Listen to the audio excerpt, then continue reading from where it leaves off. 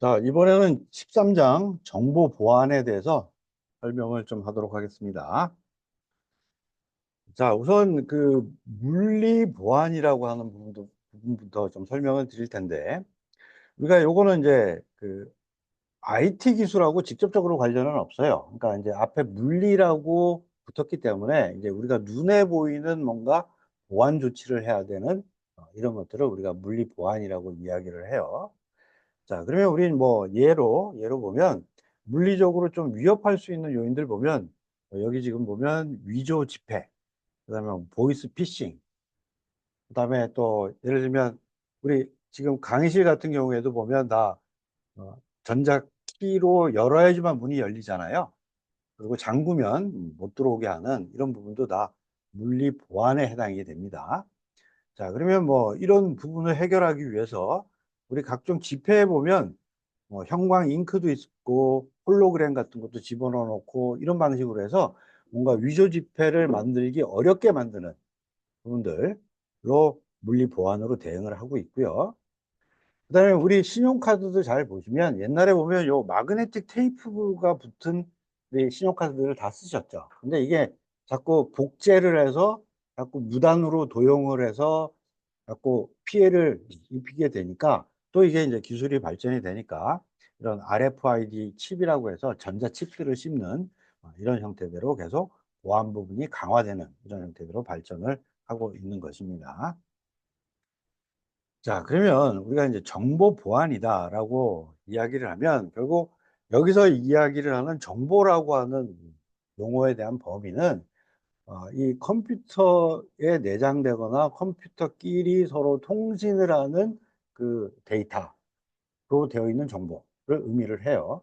그래서 그런 놈들이 그런 그 정보들이 송수신해서 주고받거나 어디 저장되어 있는 곳에서 뭔가 공격을 받아가서 뭐 훼손이 된다든지 아니면 확 바뀐다든지 변조를 한다든지 아니면 이런 것들을 빼간다든지 하는 이런 부분들을 막기 위한 기술이 전반적으로 정보 보안 기술이다라고 이야기를 하고 있습니다.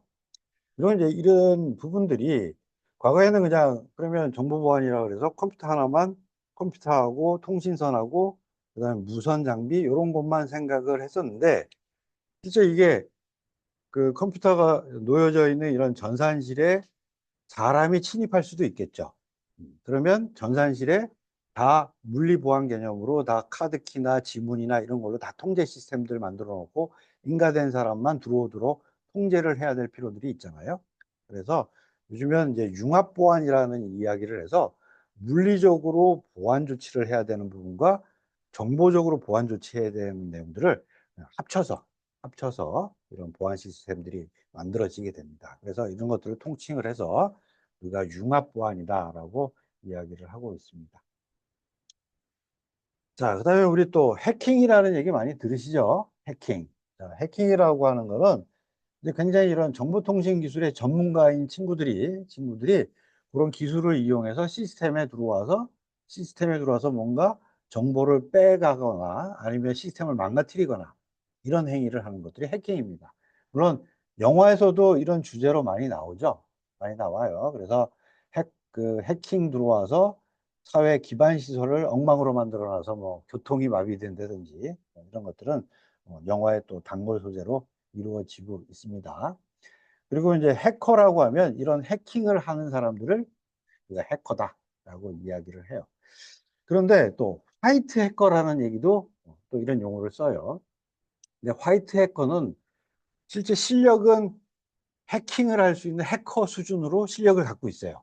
근데 이 친구들이 그런 전문가지만 해킹을 하지 않는 좋은 사람들인 거예요. 그러면 이런 화이트 해커들은 어디다 써먹느냐? 결국 해커들이 해킹을 해오는 공격에 대해서 방어를 할 때 우리가 활용을 하는 전문가들을 화이트 해커라고 이야기를 합니다. 자, 그러면 이제 이런 보안적인 측면에서, 이 특히 정보 보안 측면에서 공격을 하는 것들이 어떤 게 있는지 좀 대표적인 것들만 몇 가지 좀 설명을 드리도록 하겠습니다. 우선 첫 번째 부류로 보면 악성 소프트웨어들이 있어요. 그러니까 굉장히 이건 불순하고 악의적인 목적으로 만든 소프트웨어들이 되겠습니다. 그래서 이제 프로그램을 굉장히 잘하는 친구들이 굉장히 나쁜 목적을 가지고 만든 소프트웨어다라고 이해를 하시면 되겠습니다. 자, 그럼 그 중에 이제 가장 대표적인 게 우리 뭐 컴퓨터 바이러스 걸렸다, 백신으로 치료를 해야 된다, 뭐 이런 얘기는 이제 많이 들으셨잖아요. 그래서 컴퓨터 바이러스라고 하는 부분이 제일 이제 대표적으로 이야기를 할 수가 있고, 이제 이런 놈들은 굉장히 특성들이 굉장히 다양해요. 그래서 자료를 막 지가 마음대로 없애기도 하고, 뭐 바꾸기도 하고, 그죠? 그 다음에 또 시스템을 못 쓰게 만들기도 하고, 그래서 다양한 형태의 컴퓨터 바이러스들이 있습니다. 자, 그 다음에 또 트로이 목마라는 것도 있어요. 그래서 우리 트로이 목마 그러면 왜 트로이 전쟁에서 나왔던 부분이잖아요. 그래서 얘는 좀 어떤 특성이 있냐면 몰래 얘가 싹 설치가 돼서 몰래 사용자 몰래 정보를 빼가는, 탈취해가는 이런 목적을 갖고 있으면 우리가 뭐 트로이 목마다라고 이야기를 하고 있고, 보통 이제 우리가 불법 소프트웨어를 복제한다든지 대부분 우리가 정품으로 돈 주고 사지 않고 공짜로 좀 쓰기를 원하는 사람들이 좀 많이 있잖아요. 그러면 거기다가 그런 소프트웨어를 설치하게 만들어 놓고 설치할 때 악의적으로 이런 트로이 문마 같은 악성 소프트웨어를 설치를 하게 하는 이런 부분도 발생이 되고 있습니다. 자, 그다음에 또 매크로 바이러스 같은 경우에는 우리가 이제 엑셀이나 워드나 파워포인트나 이런 문서들이 있어요. 근데 문서를 내가 이거 좀 봐야지라고 여는 순간 또 싹 설치가 돼요. 설치가 돼서 악의적으로 마음대로 내 컴퓨터를 조작하게 만드는 그런 매크로라고 하는 프로그램을 또 설치하는 이런 악성 소프트웨어도 있고요. 또 랜섬웨어라고 요것도 이제 뭐 뉴스에 가끔씩 나오는 부분인데, 요거는 한번 딱 걸리게 되면요, 내 컴퓨터에 있는 파일들을 열지를 못해요. 그리고 암호를 물어봐요. 그래서 돈 내면 내가 그거 풀어줄게, 그러는 아주 나쁜 놈들이 만든 소프트웨어가 이런 랜섬웨어가 있습니다. 자, 그럼 기타적으로 좀 보면 이제 애드웨어. 이제 요거는 이제 화면이나 우리 웹사이트 보면 내가 보지도 않았는데 쓸데없이 뭐 광고가 나온다든지, 내가 분명히 동의를 안 했는데, 물론 여러분들이 모르고 동의한 경우도 있어요. 모르고 동의를 해서 광고가 나오는 적도 있지만, 또 동의도 안 받아놓고 몰래 심어놓고 자꾸 이렇게 광고가 나오게 한다든지, 그러니까 쓸데없는 그 어떤 소프트웨어, 그러니까 기능들이 막 나오는 이런 부분들을 우리가 애드웨어라고 합니다. 그래서 왜 이게 뭐에 합성어인가 하면 애드니까 더한다죠. 그리고 웨어니까 소프트웨어예요. 그러니까 더해진 소프트웨어라는 뜻입니다. 애드웨어가. 자, 그다음에 또 스파이웨어도 있어요. 자, 스파이 그러면 우리 간첩이죠. 근데 이것도 마찬가지, 간첩 플러스 소프트웨어니까 몰래 내 정보를 빼가는 소프트웨어들을 스파이웨어다, 이렇게 부르고 있습니다. 자, 그러면 이제 이런 악성 소프트웨어들을 어떻게 예방을 하느냐? 자, 옛날에는 우리 V3, 알약 이런 것들을 많이 설치를 해서 썼는데, 이제 윈도우즈 쪽에서는 윈도우즈 10, 11 이쪽에서는 이제 마이크로소프트웨어가 기본적으로 이런 악성 소프트웨어를 예방하기 위한 모든 소프트웨어들을 다 제공을 해줍니다. 다 제공을 해주기 때문에 이제는 알약이라든지 V3라든지 이런 것들은 윈도우즈에서 사용하지 않으셔도 돼요. 않으셔도 돼요. 그래서 혹시 내 노트북이나 내 PC에 알약이나 V3가 깔려 있으면 다 삭제를 해버리셔도 됩니다. 자, 그러면 요 내용이 어떤 내용인지 한번 제가 보여드리도록 할게요. 자, 요거는 지금 여러분들이 다 그 윈도우즈에 다 깔려 있는 윈도우 10이나 윈도우 11이면 다 깔려져 있는 부분이 되겠습니다. 자, 그래서 요거는 윈도우 메뉴 클릭하고요. 오른쪽 클릭해서 이 부분에 시스템이라고 하는 메뉴를 선택을 하고요. 그 다음에 개인 및 정보라고 하는 개인 정보 및 보안이라고 하는 메뉴가 있어요. 이 메뉴에 들어가서 윈도우즈 보안이라고 하는 부분을 선택을 하신 다음에 보안 열기를 하시면 되겠습니다. 자, 열기를 하시면 대부분 지가 알아서 다 해줘요. 다 알아서 다 해주고요. 그 다음에 뭔가 문제가 있는 경우에는 어떻게 조치를 하세요라고 윈도우즈에서 알림창이 다 뜹니다.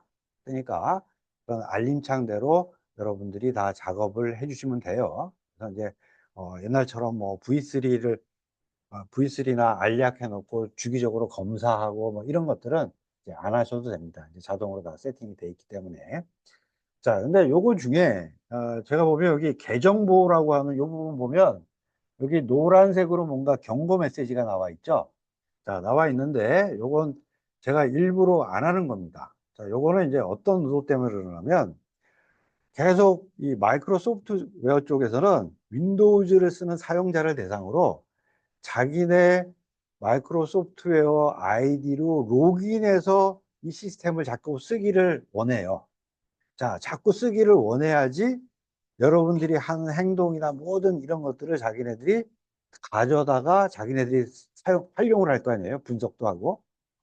자, 이런 부분이 저는 싫어서 아예 여기에 로그인을 저는 안 하고 씁니다.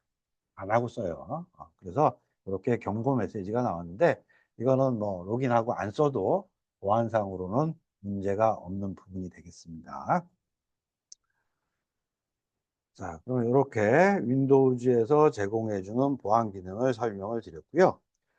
자, 그 다음에 여러분들이 이런 원치 않은 소프트웨어들이 설치되는 것들을 좀 예방들을 좀 하셔야 되는데 우리가 어떤 소프트웨어를 설치를 할 때 뭐 자꾸 물어보는 게 굉장히 많죠. 뭐 체크하라고 하는 것도 많고요. 그래서 이제 그걸 귀찮다고 그냥 확인 누르고 동의 누르고 휙휙휙 넘어가면 그 다음서부터 쓸데없는 것들이 막 생기는 거예요. 자, 여기 지금 대표적으로 제가 뭘 해놨냐면 공 플레이어라고 여러분들 왜 동영상 보실 때 많이 사용을 하시는 플레이어잖아요. 거기 보시면 설치할 때 보면 여기에 뭐 쿠팡 즐겨찾기 추가, 뭐 쿠팡 아이콘 생성, 바탕화면에 줌 아이콘 생성 이런 것들이 막 체크가 돼 있어요. 그래서 저는 설치를 할 때 다 없애버립니다. 이거 싹 없애버리고 설치를 하거든요. 근데 이거를 그냥 있는 상태에서 설치를 하시면 어떻게 되냐? 갑자기 인터넷에 크롬으로 내가 첫 화면을 만들어 놨는데 줌으로 확 나와 버린다든지 막 쓸데없는 그리고 갑자기 위에 즐겨찾기에 막 생겨버린다든지 막 이런 현상이 발생을 하는 거예요. 그래서 분명히 걔네들 보고 뭐라고 그러면 그거는 사용자 여러분들이 동의하신 겁니다. 이렇게 나올 거거든요. 그래서 설치를 하실 때 꼭 필요한 것만 내가 설치를 하겠다라고 해서 좀 주의 깊게 좀 보실 필요가 있고요. 그다음에 또 여기도 보면 본 플레이어 설치를 하러 들어갔는데 그다음 위 메모 뭐 또 다채로운 뉴스 요거 보면 비동의, 동의, 취소 요렇게 또 애매하게 해 놨어요. 그래서 요걸 비동의를 누르면 설치가 안 되는데 이것도 또 동의를 누르고 넘어가 버리면 내가 원치 않는 것들이 막 설치가 됩니다. 그래서 여러분들이 어떤 소프트웨어를 설치를 할 때는 물론 뭐 이런 걸 물어보지도 않고 악의적으로 설치를 하는 경우에는 뭐 이렇게 우리가 제어를 할 수 있는 방법이 없겠지만 어쨌든 이렇게 물어보고 하는 경우에는 꼭 필요한 것만 설치를 할 수 있도록 여러분들이 관련되는 내용도 확인하시고 그 부분만 체크를 해서 설치를 하실 필요가 있는 것입니다. 자, 그다음에 이런 악성 소프트웨어 말고 이제 피싱이라고 하는 부분도 또 존재를 해요. 우리가 이제 피싱이라고 하면 원래 낚시입니다, 낚시. 자, 우리가 이제 낚시를 할 때 어떻게 하죠? 원래 미끼를 딱 달아서 어, 그 민물이든 바닷가든 해서 물고기를 싹 낚는 거잖아요. 낚아요. 자, 거기서 이제 유래가 돼서 뭐냐면 결국 뭔가 미끼를 던져요. 이게 뭐 음성이 될 수도 있고 그다음에 어떤 웹사이트 어떤 자기네들이 의도한 가짜 웹사이트에 들어와서 입력하게 만들 수도 있고 하여튼 어떤 이런 다양한 미끼를 통해서 그 사람의 사용자의 금융정보 특히 이제 돈과 관련된 부분이 많으니까 또는 뭐 비밀번호 아니면 또 더 심하면 돈까지 싹 빼가는 거죠. 이런 식으로 이루어지고 있는 사기를 치는 이런 것들을 이제 디지털에서는 우리가 통째적으로 피싱이다 라고 이야기를 하고 있습니다. 자, 그러면 이런 피싱에도 또 굉장히 다양한 수법으로 이런 사기들을 치고 있어요. 그래서 이제 파밍이라고 하는 이제 이런 피싱의 한 유형이 있는데, 이건 어떻게 되냐면 들어와서 내가 분명히 평소에 뭐 국민은행 같은 곳에 들어가서 항상 내가 금융거래를 잘 했어요. 그러면 즐겨찾기에 국민은행이 있을 거 아니에요? 근데 국민은행을 딱 분명히 누르고 URL도 분명히 맞게 들어갔는데 그게 가짜 사이트인 거예요. 가짜 사이트. 자, 그래서 이런 것들은 이제 이 사기를 치는 인간들이 어떻게 하냐면 보통 통신 장비 있는 곳에 자기네들이 사기를 칠 수 있는 그런 장비들을 물리는 겁니다. 통신 장비에다 물려놓고 어떤 특정 URL로 치고 들어오는 것들은 자기네들이 의도한 다른 쪽 사이트로 샥 보내버려서 그쪽을 열게 만들고 사용자 눈에는 마치 정상 사이트 URL이 나오는 것처럼 보이게 해주는 기법이에요. 그래서 이거는 뭐, 좀 쉽지는 않아요. 쉽지는 않아서 뉴스 같은 데 보면 어떤 게 나오냐면 이 사기치는 인간들이 특정 아파트 단지 있죠. 특정 아파트 단지에 분명히 이제 아파트 단지니까 인터넷들이 뭐 SK 브로드밴드건 KT건 이게 통째로 들어왔을 거 아니에요. 그럼 거기다가 몰래 자기네 이 사기를 치는 장비들을 싹 물려놨어요. 그러고 그 아파트 세대에 살고 있는 사람들한테 막 전화를 하고 막 이래서 문제가 있습니다. 뭐 국민은행 들어오셔서 뭘로 확인해 보시면 됩니다. 그러면 국민은행 들어와서 확인하려니까 그죠? 그러니까 그럼 내가 항상 국민은행 들어갔으니까 이 생각하고 들어가는 거예요. 근데 생긴 것도 국민은행하고 똑같아요. 그죠? 조작도 똑같아. 난 못 느껴요. 근데 거기서 마음대로 내가 비밀번호 집어넣고 다 했단 말이죠. 이렇게 사기를 치는 수법이 이 파밍입니다. 파밍. 그래서 어떻게 보면 이 파밍 같은 경우에는 어쨌든 제가 생각하기에는 이 부분들은 누가 뭐 얘기를 해서 뭐 들어와서 뭘 하세요, 뭐 뭘 해서 비밀번호를 넣고 뭘 들어가서 확인하세요라고 하는 부분들은 믿지 않으시는 게 좋아요. 그대로 안 하시는 게 답입니다. 안 하시는 게. 자, 그래서 뭐 이것들은 또 그런 사고가 한번 있어서 뭐 난리가 난 적이 있기 때문에 나름대로 경찰에서도 이제 이런 거 갖고 주기적으로 디지털 범죄에 대한 부분들을 뭐 예방 활동은 하고 있을 거라고 생각이 됩니다. 자, 또 스미싱이라고 하는 그런 또 피싱의 한 유형인데 이건 어떤 건가 하면 SMS 플러스 피싱이에요. 즉 문자 메시지를 보냈어요.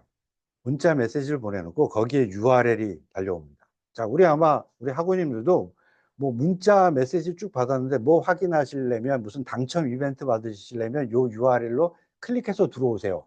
이런 문자 메시지를 많이 받으시죠? 받으시죠? 또는 메일로 들어올 때도 이런 게 많이 들어와요. 자, 절대로 클릭하시면 안 됩니다. 특히 어, 메일로 들어오는 거는 이 노트북에 윈도우즈에 또 보안 소프트웨어나 깔려 있어서 그래도 좀 덜하지만 요 핸드폰으로 들어오는 문자 메시지에 들어오는 URL이나 뭐 클릭하세요 들어오는 것들은 절대 클릭하시면 안 돼요. 절대. 자, 그럼 클릭하시는 순간 어떻게 되냐? 바로 얘가 스마트폰에 악성 소프트웨어를 싹 깔아놓고 그거 갖고 여러분들이 하는 모든 행위를 다 끄집어내서 어떤 비밀번호를 입력하는지 뭘 하는지 그거 탈취해서 그거 가지고 자기네들이 다 내 돈을 빼가고 하는 그런 경우로 범죄를 저지르고 있는 겁니다. 이거는 꼭 주의를 하셔야 되는 부분입니다. 자, 그 다음에 이제 비싱이라고 하는 부분이 있는데 이건 보이스 플러스 피싱이에요. 그래서 보통 우리가 왜 보이스 피싱이라고 부르잖아요. 이게 여기에 해당되는 부분입니다. 자, 그래서 경찰 검사 사칭해서 무슨 소프트웨어를 뭘 까세요, 뭐 또는 어디 사이트 들어와서 뭘 하세요, 뭐 이렇게 얘기 나오는 순간 됐다라고 하고 바로 전화를 끊어 버리세요. 끊어 버리세요. 자, 그래서 특히 이제 이 보이스 피싱 부분은 제가 봐서는 그 이제 연령대가 어린 학생층이나 그다음에 나이 드신 분들 있죠. 나이 드신 분들 상대로 굉장히 많이 이루어지고 있고요. 그다음에 요게 또 요즘엔 많이 진화를 했어요.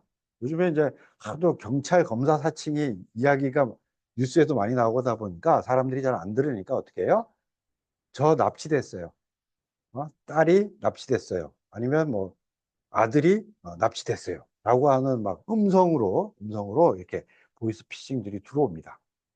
자, 그러면 이런 부분도 굉장히 또 제가 봐서는 인공지능 기술이 발전하고 있기 때문에 사람 목소리 15초 정도만 녹음을 하면 그 사람의 목소리를 그대로 흉내낼 수 있는 이런 세상이 왔기 때문에 앞으로 이게 참 아마 여러분도 미리 대비를 하셔야 될 것 같아요. 미리 만약 뭐 그런 위기 사태가 왔으면 내 아들이나 딸하고 나하고 둘만이 알고 있는 이런 내용으로 아들인지 딸인지 확인을 하실 필요가 있습니다. 있습니다. 자, 이런 식으로 계속 어떤 범죄를 일으키는 범죄자들은 계속 진화되고 계속 진화를 하는 이런 특성을 가지고 있습니다. 자, 그다음에 이제 해킹이라고 하면 여러 그 침투를 해서 뭔가 불법적인 행위를 하는 것들인데 이것도 굉장히 유형이 다양한데 그중에 대표적인 부분으로 제가 디도스만 한번 설명을 드리도록 할게요. 우리 뉴스에 보면 무슨 디도스 공격으로 무슨 사이트, 공공 사이트가 마비가 됐습니다. 뭐 이런 게 뉴스에서 들으셨을 거예요. 그러면 이 디도스라는 놈은 어떻게 움직이느냐? 얘가 실제 내가 침투해서 다른 쪽 특히 노트북이나 PC들을 좀비로 만들어 버려요. 자, 좀비로 만들어 버리고 내가 그 노트북이나 PC들을 직접 제어를 하게 되는 겁니다. 그러면 얘네들이 이 좀비가 된 것들이 뭘 하느냐? 특정 사이트에 대해서 계속 요청을 하는 겁니다. 그걸 이제 뭐 공격을 한다 뭐 이렇게 얘기를 하는데 실제 이 웹 시스템인 경우에는 많은 요청이 들어오면 일정 양의 요청을 받아들여서 처리할 수 있는 용량이 정해져 있어요. 그런데 그 용량을 초과한 상태로 많은 요청들, 즉 공격들이 막 들어오게 되면 얘가 감당이 안 돼서 그냥 서버려요. 서버려요. 아무것도 못해요. 이런 위험성들이 있거든요. 그래서 이런 걸 가지고 이런 특성을 이용해서 막 공격을 하는 거죠. 그래서 특히 보시면 왜 다른 나라 뭐 북한에서 우리나라 특정 공공기관의 어디를 디도스 공격을 한 것 같습니다. 뭐 이런 뉴스들이 나오는 이유들이 다 이런 방식으로 공격을 하기 때문에 이렇게 나오는 부분이 되겠습니다. 자, 그러면 이런 공격에 대해서 이제 방어를 하고 있는 보안 기술의 핵심적인 부분만 몇 가지 좀 이야기를 하도록 할게요. 기본적으로 뭐 비밀번호를 우리가 가장 많이 쓰는 부분입니다. 자, 그다음에 또 금융기관 같은 경우에는 옛날에 보면 왜 은행 같은 경우에 보안카드라고 줘서 그죠? 보안카드에서 숫자를 막 줬어요. 근데 요즘엔 OTP로 많이 바뀌었죠. 그래서 버튼 누르면 번호가 나오고 그 번호를 내가 입력하면 이제 금융 거래를 할 수 있는 이런 부분도 사용이 되고 있고요. 자, 그다음에 또 바이오 인증, 지문도 인식하고 안면 인식, 홍채 인식 이런 부분도 요즘에 이제 사용이 되고 있습니다. 자, 그다음에 또 뭐 공인인증서, 구공인인증서라고 하는 이 부분들은 우리가 사용한 지가 굉장히 꽤 오래됐죠. 그래서 노트북이나 PC에서 뭔가 금융거래라든지 공공기관의 민원 처리를 하려고 하면 이 공인인증서를 우리가 다 사용을 했었습니다. 자, 그다음에 또 백신도 우리가 많이 사용했어요. 자, 그런데 앞에서 말씀드렸듯이 윈도우 10부터는 윈도우즈에 있는 백신 소프트웨어를 그냥 사용을 하시면 됩니다. 자, 그다음에 또 윈도우즈 10부터는 이 방화벽이라고 하는 게 또 자동으로 설치가 돼서 우리를 지원해 주고 있어요. 그래서 이 방화벽이라는 거는 또 어떤 용도로 사용이 되냐면 밖에서 불법적인 의도, 징후가 있는 이런 것들은 아예 내 컴퓨터에 못 들어오도록 막는 거예요. 자, 우리가 방화벽이라고 하면 왜 우리 불 나면 불이 번지지 않도록 이렇게 그 차단되는 게 쫙 내려오잖아요. 거기서 이제 차단을 해서 마찬가지 내 컴퓨터에 들어오는 불법적인 부분들을 막는다라고 해서 우리가 이거를 방화벽이다라고 이야기를 하고 있습니다. 자, 그 다음에 또 우리 금융거래할 때 가상 키보드들 많이 나오죠. 가상 키보드 많이 나옵니다. 그래서 특히 돈과 관련돼서 하시는 경우에는 저는 그다음에 또 비밀번호를 입력하시는 경우에는 가급적 가상 키보드 쓰시는 것을 권장합니다. 권장해요. 그래서 권장을 하기 때문에 이것을 쓰시면 좋겠다라고 생각이 되고요. 자, 그다음에 또 뭐 요거는 이제 저작권 때문에 나온 부분인데 이제 우리가 디지털로 뭔가 저작권을 유지를 하기 위해서 뭔가 거기다가 워터마크라고 해서 워터마크들을 표시를 하는 거죠. 그래서 여러분들 보면 왜 블루라고 영상 제작들 하면 내가 돈 내지 않고 무료로 쓰면 그거 블루라고 쓴 겁니다라고 그런 워터마크가 나오잖아요. 다 이런 이유에서 저작권과 관련된 부분으로 나오는 부분이 되겠습니다. 자, 그다음에 또 암호화에 대한 부분도 굉장히 많이 발전을 했어요. 그래서 뭐 암호 같은 경우에는 뭐 옛날부터 이런 개념은 오래전 전쟁 당시 2차 대전 때도 많이 쓰던 거죠. 그래서 그러면 암호화를 시키고 또 암호화로 되어 있는 것을 풀고 하는 이런 행위들이 다 이루어졌고, 그다음에 그때 이제 풀기 위한 키를 한 개로 쓰댔는데 이것도 보안의 수준이 낮다라고 해서 요즘은 이제 두 개 키로 공개 키, 비밀 키, 그래서 두 개 키로 풀 때는 나만이 가진 키로 풀 수 있도록 이런 쪽으로 보안이 더 강화가 되어 있습니다. 자, 그다음에 우리 인터넷을 쭉 쓰실 때 보면 제가 한번 이걸 보여드릴 텐데, 보면 우리 대학의 포탈에 들어가서 URL을 한번 보시면요. 여기에 HTTP라고 앞에 써져 있어요. 그래서 모든 우리가 웹브라우저 크롬으로 들어가셔서 URL을 보시면 맨 앞에 다 공통적으로 다 HTTP라고 써져 있어요.